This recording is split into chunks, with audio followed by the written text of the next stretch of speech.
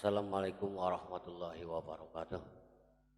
Semoga senantiasa pola putra semuanya ada dalam rahmatnya Allah Subhanahu wa taala. Amin ya rabbal alamin.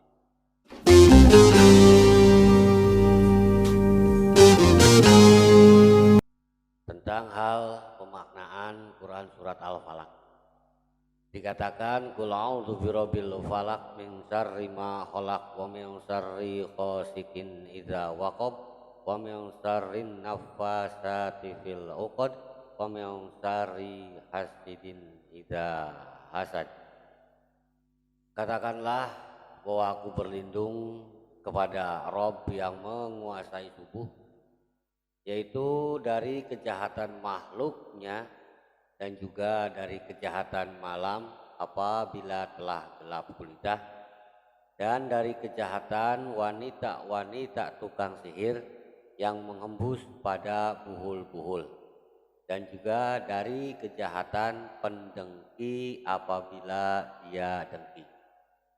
Kita maknai bahwa surat ini diawali dengan qul, yakni katakanlah, merupakan bentuk fi'il amr, ya, bentuk perintah, kata kerja perintah.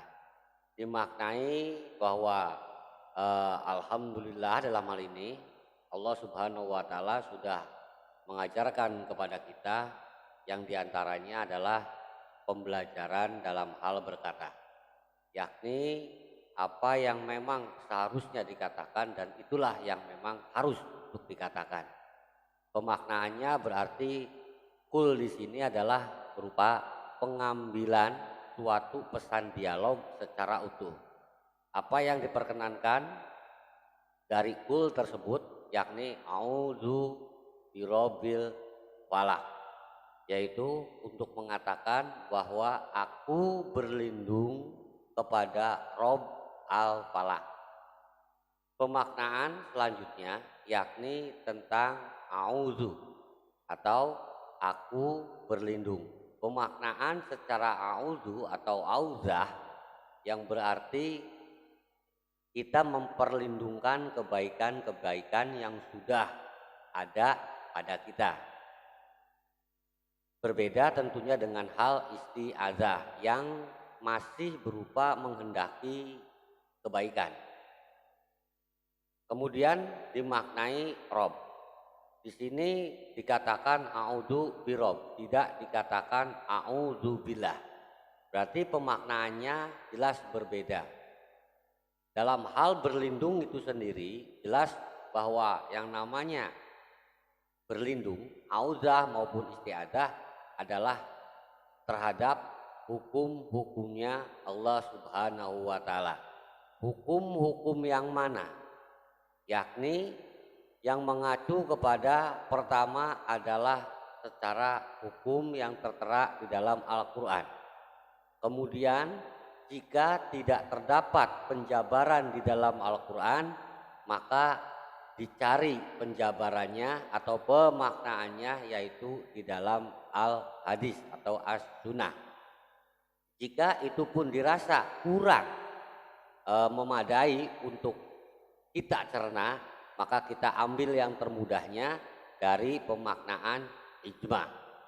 Dan itu pun apabila memang kurang untuk kita cerna, maka dipersilahkan juga yakni pemaknaan dari sudut pandang qiyas. Jadi mutlak sebagai bahan perlindungan yakni hukum-hukumnya Allah Subhanahu wa taala itu mengacu kepada Al-Qur'an, Al-Hadis, ijma dan qiyas. Secara Rabb dimaknai secara Rabb yang berarti entitas kedua Allah Subhanahu wa taala. Yang dimaknai dengan entitas kedua berarti wujud, ya, secara perwujudan. Dalam hal Rabb dimaknai sebagai Tuhan. Ilah juga dimaknai sebagai Tuhan. Allah juga dimaknai sebagai Tuhannya umat Islam atau umat manusia. Perbedaannya di mana? Kita maknai fokus kepada Rob saja. Kita tahu bahwa yang namanya Rob itu adalah Robbil Alamin, Robbal Alamin ataupun Robbul Alamin. Yaitu Tuhan secara kepengurusan, secara kepemilikan, secara penguasaan, yaitu terhadap seluruh alam atau alam seluruhnya.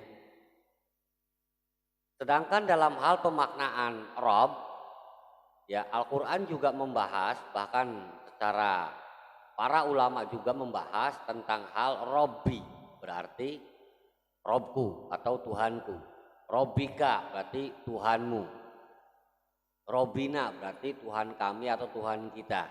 Robus samawati wal ardo berarti Tuhan langit dan Tuhan bumi. Robul masriki wal maghrib berarti Tuhan timur dan Tuhan barat. Tidak pernah ditemukan konteks tentang Allahku, Allahmu, Allah kita, Allah kami, Allah langit, Allah bumi, ataupun Allah timur, Allah barat. Tidak ada. Sehingga entitas tentang hal keallahan yang bisa untuk dilihat, dirasakan, didengarkan, diraba, dicita-cita, dihayal-hayal adalah Rob. Ketuhanan yang bisa disaksikan oleh mata dan diperdengarkan oleh telinga mutlak adalah Rob. Dan itu tertera semuanya ada di ini alam. Sehingga dimaknai Robul Alamin. Dalam hal pemaknaan selanjutnya, yakni tentang hal al-falak, diartikan yaitu waktu subuh. Kita ketahui bahwa yang namanya waktu subuh adalah waktu yang memisahkan antara malam dan nanti akan muncul siang. Jadi pemisah antara malam dan siang.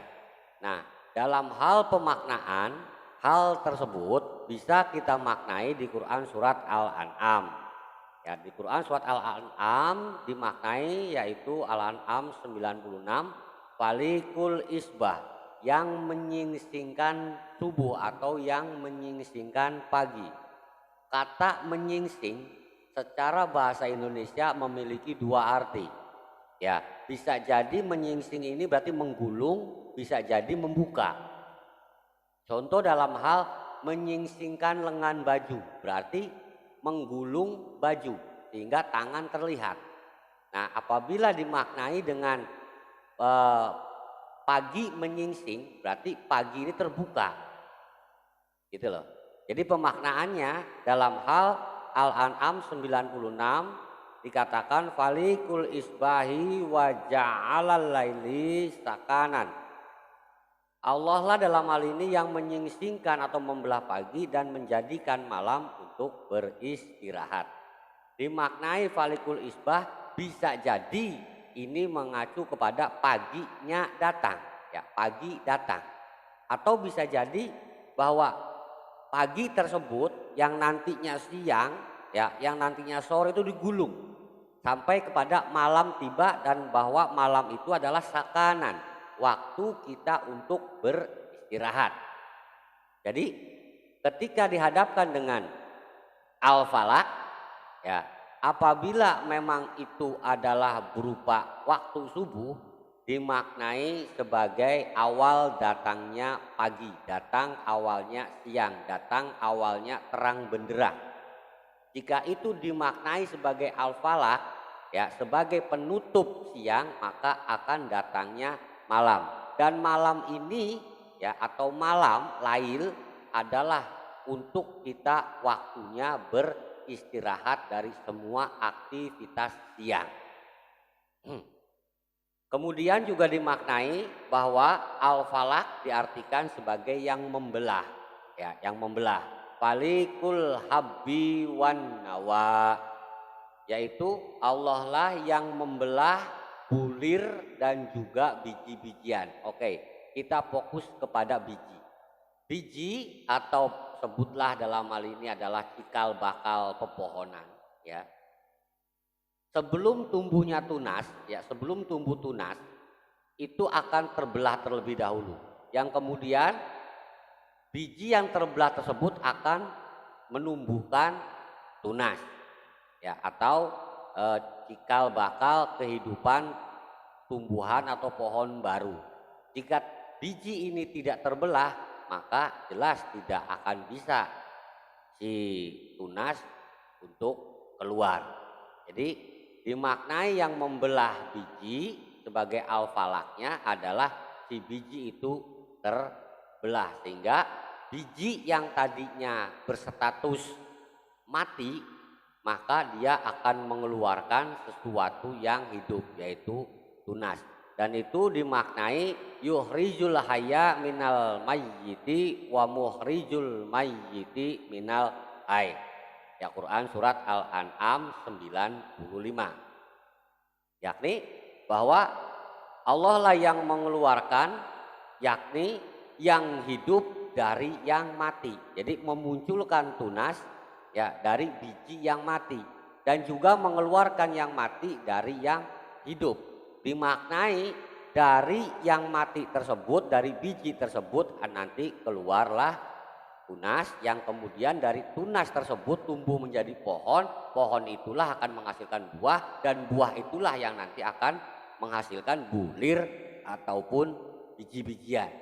Dan begitu selanjutnya. Jadi dimaknai ketika kita diperintahkan untuk berkata, katakanlah dalam hal ini bahwa aku berlindung kepada Rob al-Falak. Secara makna Al-An'am 95 berarti kita memperlindungkan, yaitu sesuatu yang sudah terbuka. Bisa dimaknai sebagai jalan kehidupan baru. Kita perlindungkan bahwa itu semua dari kersa kuasanya Allah Subhanahu wa Ta'ala.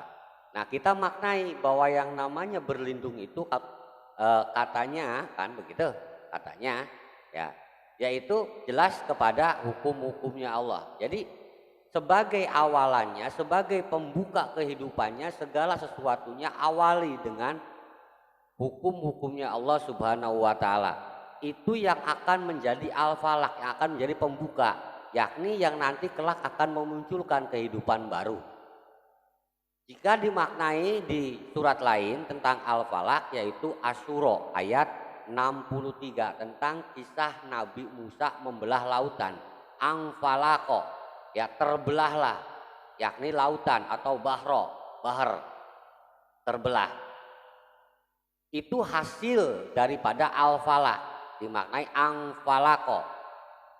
Sedangkan al-falaknya sendiri adalah ketika Nabi Musa diperintahkan oleh Allah Subhanahu wa Ta'ala untuk memukulkan tongkatnya ke bibir pantai, sehingga air yang ada di bibir pantai itu terbelah, jiprat. Si tongkat mentok ke pasir, jiprat, ya terbelah. Itu celah kecil, itu hanya belahan kecil. Nah, itulah al-falak. Yang selanjutnya dari hal kecil tersebutlah ya oleh kersa kuasa Allah diperlebarkan, diperluas ya, dan dibersihkan jalan oleh angin. Ditahanlah air tersebut oleh kersa kuasa Allah secara kemalaikatan sehingga air tidak tumpah, luar biasa. Ya, itu diawali dengan Nabi Musa mematuhi perintah Allah untuk memukulkan tongkatnya. Bayangkan jika Nabi Musa disuruh oleh Allah memukulkan tongkatnya tapi tidak melakukannya, maka mungkin tidak akan terjadi. Itu angfalakol bahar. Loh kan ya bisa aja kersa kuasa Allah kan tanpa memukulkan tongkat pun Allah mah kuasa untuk memberikan jalan bagi Bani Israel. Wah ya kalau begitu lafadznya bukan qul a'udzu birob tapi qul a'udzu billah namanya. Ini berkaitan dengan alam. Jadi mutlak harus ada perantara alamnya. Yakni diantaranya adalah manusianya sendiri dan juga alamnya, lingkungannya, serta maksud dan tujuannya. Dan itu menjadi jalan keselamatan bagi diri Nabi Musa dan juga bagi kaumnya, yaitu Bani Israel. Sampai kepada seberang lautan sana. Sehingga diperintahkan laut tersebut menutup, yaitu ketika golongannya, siapa berarti Firaun dan juga bala tentaranya, ya mereka masuk kepada celah tersebut, pada belahan laut merah tersebut. Akhirnya Allah Subhanahu wa Ta'ala memerintahkan air tersebut untuk menutup. Yang terjadi adalah mereka tenggelam semuanya. Nah, jadi pemaknaannya ketika dikatakan qul a'udzu birabbil falaq secara Quran surat Asy-Syura ayat 63 ya amfalaqal bahr itu merupakan titik awal, titik terang jalan keselamatan. Jika dimaknai di Al-An'am 95-96 itu merupakan titik awal, titik terang adanya kehidupan baru.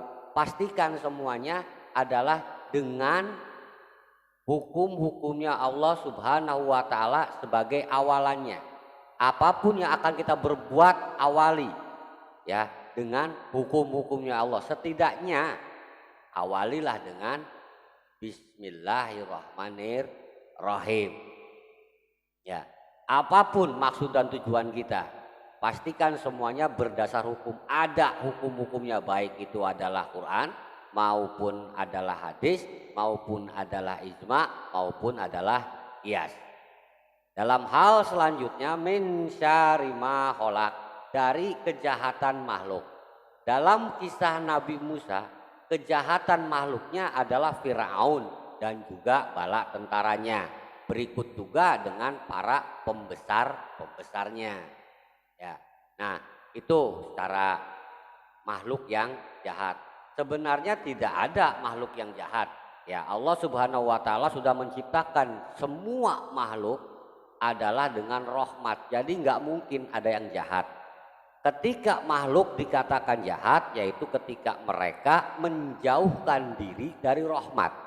Yang semula diciptakan dari rahmat, tiba-tiba si makhluk ini menjauhi rahmat, sehingga semakin jauh, dimaknai dengan saton, semakin jauh dari rahmat dan terjauh dari rahmat saton. Bentuk makhluknya adalah setan. Nah, mutlak bahwa setan inilah ya sebagai sesuatu yang jahat, sebagai sesuatu yang batil, ya sebagai sesuatu pemegang kelaknatan. Loh kok bisa kelaknatan? Karena mutlak apabila jauh dari rahmat maka dia akan dekat dengan laknatnya Allah Subhanahu wa Ta'ala. Jadi dipastikan ketika kita diperintahkan oleh Allah untuk qul a'udzu birabbil falaq, aku berlindung, memperlindungkan diri, kebaikan diri, yaitu atas kersa kuasa Allah yang sudah mempersiapkan adanya titik terang atau titik awal jalan keluar, jalan kehidupan. Perlindungan, jangan sampai dalam hal menghendaki titik terang, ya jangan sampai kita tergolong orang-orang yang jahat, ya ataupun jangan sampai terganggu, tergoda atau dirusak oleh kejahatan makhluk. Makhluk mah bisa diri, bisa orang lain. Nah, kita waspadai kejahatan diri, jangan sampai tersentuh oleh setan. Ya, setan mah tugasnya menggoda. Yang penting kita jangan tergoda setan. Itu saja poinnya. Setan menggoda, setan merusak. Yang penting kita jangan tergoda dan jangan terusak oleh setan. Kemudian hal selanjutnya yakni tentang hal wa min syarri ghasikin idza waqab, dan dari kejahatan malam apabila telah gelap gulita, telah gelap gulita. Dimaknai ya yang berikutnya tentang hal syarri, termasuk syarri ma khalaq dan syarri ghasikin idza waqab. Syarri itu berarti kejahatan, menjadi jahat, menjadi buruk, menjadi jelek. Kita sebagai manusia diciptakan oleh kersa kuasa Allah Subhanahu wa Ta'ala khusus, ya, yaitu dengan menggunakan al-bari'nya Allah, yakni menciptakan. Jadi Allah menciptakan makhluk khusus, ya, yakni yang dikaruniai akal dalam hal bentuk yang sebaik-baiknya dan dalam hal bentuk permanen, ya, dimaknai dengan al-bari atau bariul baroya, yang statusnya adalah bersih dari segala salah, bersih dari segala dosa, bersih dari segala fitnah. Itulah al-bari, makhluk yang diciptakan oleh Allah yang bersih senantiasa suci, sehingga diperkenankan yang namanya manusia itu untuk selalu beristighfar. Dengan hartanya manusia diperintahkan zakat, infak, sodako sebagai pembersihnya. Jika bersalah meminta maaf, ya, dimaknai dengan al-bari. Dan dari kesucian kebersihan yang sudah terstandar manusia, dia berbuat kebaikan-kebaikan, kebersihan-kebersihan sehingga yang terjadi menjadi pribadi khairul bariyah. Apabila manusia yang sudah bersih, yang sudah suci, tapi tidak pernah untuk memperbuat kebaikan, kesucian, ya, kebersihan, maka yang terjadi makhluk tersebut atau manusia tersebut menjadi makhluk yang jahat, dimaknai dengan syarrul bariyah. Jadi lawannya syarri adalah khairi, ya. Lawannya syarrun adalah khairun.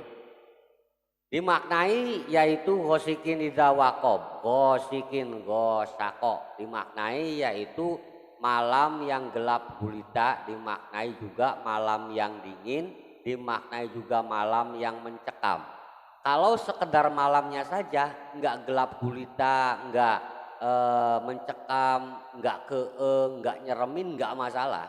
Tapi dimaknai di sini adalah malamnya sudah gelap gulita, sudah mencekam. Nah, itu pun dimaknai syarri ghosikin. Jadi mencekam plus jahat, adanya kejahatan dalam kelamnya malam. Ya. Itu kita perlindungan kepada Allah bahwa sekalipun di dalam malam yang jahat yang mencekam, apabila kita masih berlindung kepada al-falaq, kepada satu titik terang, sedikit titik terang, insya Allah nggak akan ngaruh. Nah, adapun ngaruh tersebut apabila kita sudah lepas dari perlindungannya serta kuasa Allah Subhanahu wa taala. Iza waqab, ya, apabila mencekamnya banget, apabila memang sudah menyeramkan banget. Jadi wa min syarri ghasikin iza waqab, ya, dari kejahatan malam yang mencekam apabila gelap gulita, apabila mencekamnya luar biasa. Ya, hati-hati. Ketika kita bertemu dengan kersa kuasa Allah yang sudah menghadirkan kepada kita al-falaq, titik terang, ya, titik awal kehidupan, titik awal jalan keselamatan, perlindungan. Jangan sampai kita dihadapkan dengan kejahatan yang gelap gulita. Ya, mutlak yang namanya gelap gulita, mencekam, termasuk juga adalah kejahatan makhluk, itu adalah perbuatan yang diprakarsai oleh setan. Karena kita memaknai setan bisa menjelma dalam hal bentuk mubin, yaitu adalah sayatinal insi wal jin, setan dari jenis manusia dan jenis jin. Itulah yang akan menggoda, yang akan menampakkan suatu keindahan dalam hal bermaksiat atau bermaksiat. Kemudian wamil sarin nafasati fil uqad, dan dari kejahatan wanita-wanita tukang sihir fil uqad, yaitu pada buhul-buhul tali ikatan. Dimaknai syarri kejahatan, nafasati perempuan-perempuan, ini bentuknya gendernya adalah gender perempuan, sehingga dimaknai adalah wanita-wanita. Yang dimaknai oleh kitanya berarti ini kaitannya dengan godaan sejenis, dari godaan manusianya sendiri, godaan makhluknya sendiri. Ya, sebutlah dalam hal ini adalah istri kita atau wanita kita. Jangan sampai istri kita, wanita kita ini, yakni dia berlaku jahat, menyihir. Ya, jangan sampai wanita, sebutlah tetangga ataupun teman, ya, yang bersifat menarik, yang bersifat bisa mencuri-curi perhatian, yang bisa mengelabuhi. Nah, itu jangan sampai kejahatan mereka itu adalah mempengaruhi uqad kita, akad kita, tali ikatan, tali silaturahmi, tali perjanjian. Jangan sampai merusak. Ya, jangan sampai memudarkan, karena mereka tujuannya adalah menghembus, ya, menghembus, mempengaruhi kita. Ya, bisikan jahat mereka itu menghembus kepada kita yang tujuannya adalah agar kita lepas tali ikatan. Ya amit-amit ya, tali ikatan pernikahan, tali ikatan persaudaraan, amit-amit kalau sampai terputus. Ya hati-hati, itu dikarenakan adanya orang yang mempengaruhi, dan semoga kita tidak pernah terpengaruh oleh hal-hal tersebut.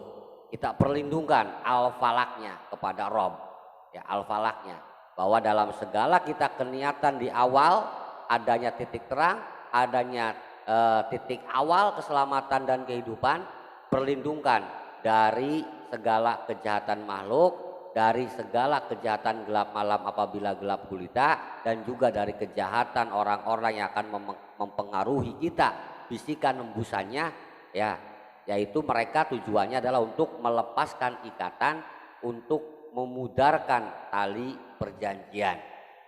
Wa min syarri hasidin idza hasad. Dalam hal ini dari kejahatan orang-orang yang dengki apabila dia dengki. Kalau sekedar hasadnya saja nggak masalah, tapi permasalahannya si hasad ini adalah syarri, jadi dia jahat gitu loh, jahat. Dan itu dikarenakan kejahatan tersebut dikarenakan hasud ke kita. Jadi si tukang hasud berbuat jahat karena hasud ke kita. Ini yang repot ini. Sementara untuk kategori hasadnya sendiri atau hasudnya sendiri, ini memang sudah tabiat, sudah karakter manusia, dan ini sah-sah saja. Ya, sah-sah saja. Yang tidak boleh itulah kejahatan dalam hal hasud. Tidak boleh. Hasud sendiri secara riwayat Nabi yang mengatakan yaitu tentang hal tidak boleh hasud terkecuali dalam dua hal, ya, yaitu dalam hal dermawan dan juga dalam hal membaca Al-Quran. Jadi hasud boleh ini, sah ini. Kenapa? Karena iri, dengki, cemburu, ya, yakni terhadap orang yang dermawan, sehingga menimbulkan kita untuk lebih dermawan, merasa tersaingi, dermawan lagi, sehingga maslahatnya terhadap umat, terhadap manusia lebih banyak karena mereka merasakan kedermawanan kita. Dalam hal kedermawanan, dalam hal berbagi harta, zakat, infak, sodako, dengan kerelaan hati bagus, dengan terpaksa pun gak masalah. Bahkan disyariatkan jika mereka tidak mengeluarkan zakat, ambil, paksa mereka.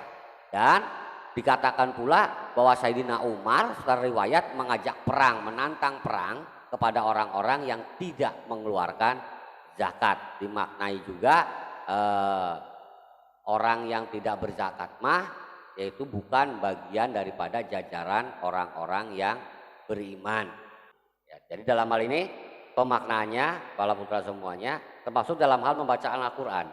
Hasud boleh, silahkan. Ya, lantas dengan hal tersebut sehingga lebih meriah, lebih dihidupkan lagi agamanya Allah Subhanahu wa Ta'ala dengan banyak-banyak melantunkan, melafazkan, memaknai Al-Quran. Dan itu hanya diperkenankan tentang hasadnya saja, tidak diperkenankan untuk syarri hasad, ya, atau kejahatan si hasud atau kejahatan dalam hal berhasud, tidak diperkenankan.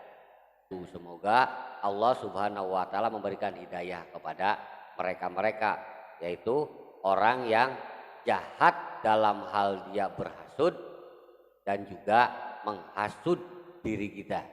Jadi secara makna al-falak maka perlindungan, ya, secara hukum wajib, yaitu tentang adanya titik terang, tentang adanya jalan untuk keselamatan, dan itu mutlak titik terang jalan keselamatannya, ya, yang mengacu kepada nantinya adalah Shiratal Mustaqim, mutlak adanya di penerangan Al-Quran, Al-Hadis, Ijma, dan Qiyas.